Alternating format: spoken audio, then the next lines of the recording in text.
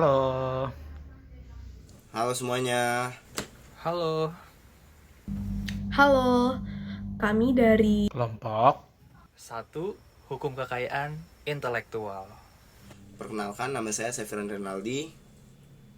Saya Ahmad Faruk Jayadiningrat. saya Sri Stefani. Saya Roy Armansyah. Pembahasan akan dimulai dari pendahuluan yang akan diisi oleh saya, di mana Indonesia merupakan negara yang memiliki sumber kekayaan daya hayati yang melimpah. Karena Indonesia ini memiliki hutan hujan tropis yang lebat, pegunungan, dan kehidupan laut yang kaya. Melalui hutan-hutan yang ada di Indonesia, tentunya menghasilkan kayu dan komoditas pertanian yang bisa kita contohkan seperti coklat, kelapa sawit, karet.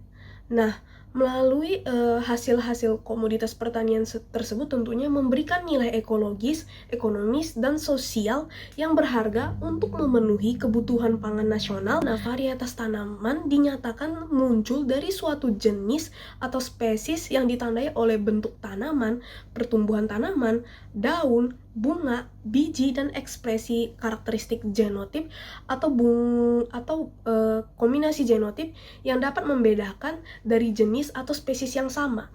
Nah, UU Perlindungan Varietas Tanaman atau UU nomor 29 tahun 2000 berfungsi untuk memberikan dorongan atau peluang kepada dunia usaha untuk meningkatkan perannya dalam aspek pembangunan pertanian.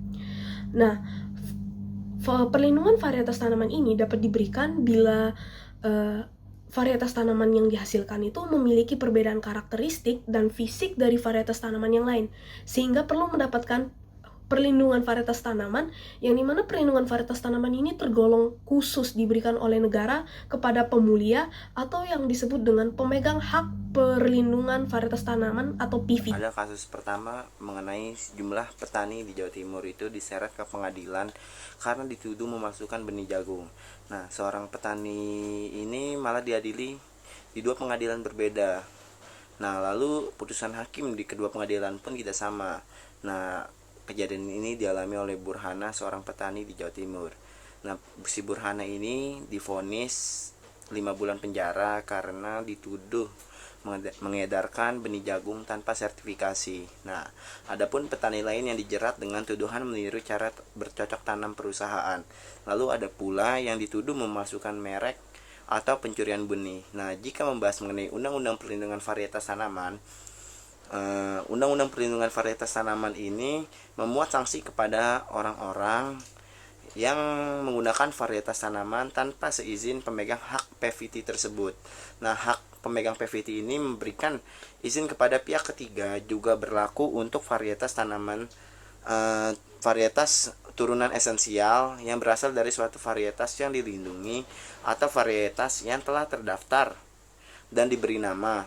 Nah, varietas yang tidak dapat dibedakan secara jelas dari varietas yang dilindungi dan varietas yang diproduksi dengan selalu menggunakan varietas yang dilindungi. Jadi, maupun itu turunan-turunan dari varietas itu mesti ada izin terlebih dahulu. Lalu, hak untuk menggunakan varietas meliputi kegiatan memproduksi atau memperbanyak benih. Lalu ada menyiapkan untuk tujuan propagasi, mengiklankan, menawarkan, atau menjual, atau memperdagangkan, bahkan hingga ekspor impor dan mencadangkan untuk keperluan pribadi ataupun keperluan perusahaan. Nah, balik lagi kepada kasus Burhana. Nah, Burhana ini kan tadi seorang petani yang pernah dipidana. Lalu petani ini tidak mungkin memenuhi persyaratan uji coba untuk mendapatkan sebuah sertifikasi. Nah, sebab uji coba yang dilakukan itu dilakukan di 15 provinsi dan tiap provinsi diuji coba di 5 kabupaten. Nah, para petani pun bisa dihukum kalau mereka terbukti melakukan pelanggaran terhadap Undang-Undang Nomor 29 Tahun 2000 tentang perlindungan varietas tanaman. Lalu jika berkaitan dengan aturan tersebut, jika berkaitan dengan proses pengambilan sertifikasi atau penerimaan izin sertifikasi, hal itu tidak menguntungkan bagi Burhana itu sendiri karena Burhana itu petani kecil dan berbeda dengan perusahaan-perusahaan. Lalu langkah advokasi yang dilakukan oleh Burhana adalah datang ke Komisi Yudisial Lalu mereka menemui koordinator bidang pelayanan masyarakat Komisi Yudisial. Nah, Bu Rana ini ingin melaporkan perilaku hakim yang menangani perkara para petani ini. Perilaku hakim yang dimaksud adalah hakim yang begitu saja menerima dakwaan jaksa terhadap para petani yang dilaporkan oleh perusahaan perbenihan. Salah satu yang tersejangal adalah adanya dua putusan yang berbeda dari dua pengadilan berbeda. Lalu, lagi pula jaksa pun jarang menggunakan undang-undang perlindungan varietas tanaman karena tidak bisa membuktikan kesalahan dari petani-petani seperti Bu Rana. Kira-kira seperti itu. Terkait kasus 2, di mana ada sengketa hak varietas tanaman PT East West Seed Indonesia atau biasa disebut dengan EWSI dengan PT Multi Benih Unggul Indonesia atau MBUI.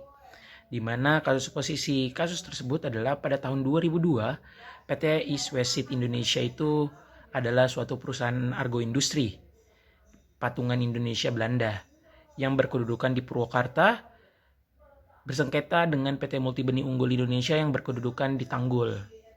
Sehingga gugatan tersebut diajukan di Pengadilan Negeri Jember. Kasus ini merupakan salah satu kasus yang sangat menarik media massa karena merupakan kasus pertama di pengadilan setelah Undang-Undang Nomor 29 Tahun 2002 diundangkan. Selanjutnya, PT Multi Benih Unggul Indonesia ini itu digugat karena menjiplak dan juga meniru DNA dari induk benih tanaman yang dimiliki secara paten oleh PT East West Seed Indonesia.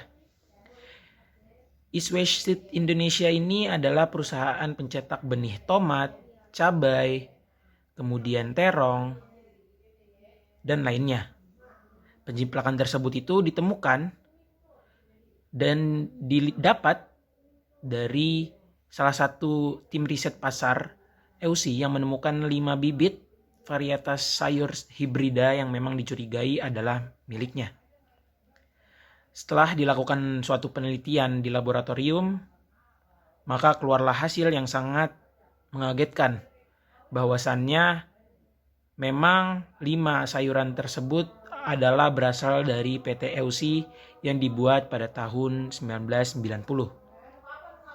Kemudian dalam persidangan, hakim memutuskan bahwasannya MBUI ini dinyatakan terbukti melanggar Undang-Undang Nomor 12 Tahun 1992 tentang sertifikasi peredaran varietas benih sayur mayur dari luar negeri ke pasaran Indonesia.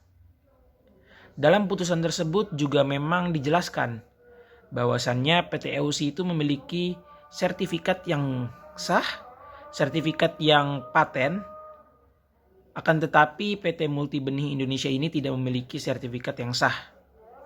Sehingga dari sertifikat tersebut, varietas tanaman PT EWSI itu memang harus dilindungi dan dipertahankan. Akibat dari hal tersebut, hukuman yang diberikan kepada MBUI itu adalah berupa ganti rugi dan juga permintaan permohonan maaf selama kurang lebih 2 bulan, yaitu mengkaitkan 5 media massa di dalam permohonan maaf tersebut. Seperti itu. Baik, kasus terakhir yang kelompok kami bawakan yaitu mengenai kasus Jagung Manis Talenta PT Agrimakmur Pertiwi. PT Agrimakmur Pertiwi selaku pemegang hak perlindungan varietas jagung manis melaporkan adanya kasus pelanggaran hak PVT pada jagung manis Talenta benih jagung manis milik PT Agrimakmur Pertiwi diedarkan di masyarakat tanpa izin dan dijual dengan harga yang lebih murah, sehingga menyebabkan pemegang PVT mengalami kerugian.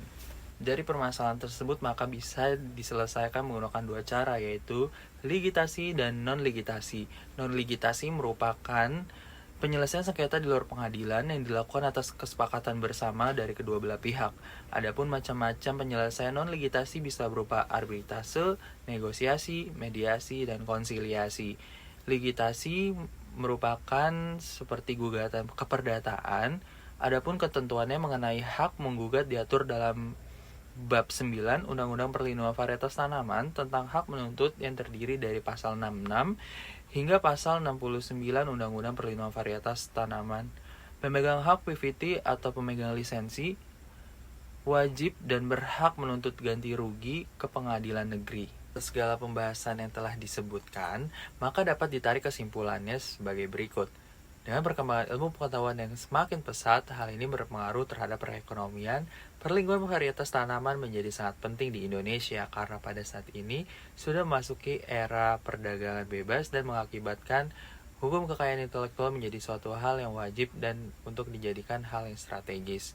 Dan apabila terjadi pelanggaran terhadap hak PVT sesuai dengan pasal 67 hingga 69 Undang-Undang Nomor 29 Tahun 2000 tentang hak PVT harus melakukan ganti rugi jika tindakannya mencemari reputasi pemegang hak PVT dan diselesaikan menggunakan jalur non-legitasi maupun legitasi seperti mediasi, arbitrase, konsiliasi, ataupun secara keperdataan maupun melalui gugatan pidana. Adapun saran yang diberikan dari kelompok kami yaitu Undang-Undang Perlindungan Varietas Tanaman itu harus berpihak kepada masyarakat. Yang dimaksud masyarakat adalah tidak hanya masyarakat yang menjadi pemodal besar, tetapi akan juga adanya keberpihakan kepada masyarakat kecil. Lalu untuk aparat penegak hukum itu coba dilihat lagi kasus-kasusnya, apakah kasus tersebut tidak menguntungkan sebagian masyarakat ataupun hanya menguntungkan sebagian masyarakat saja.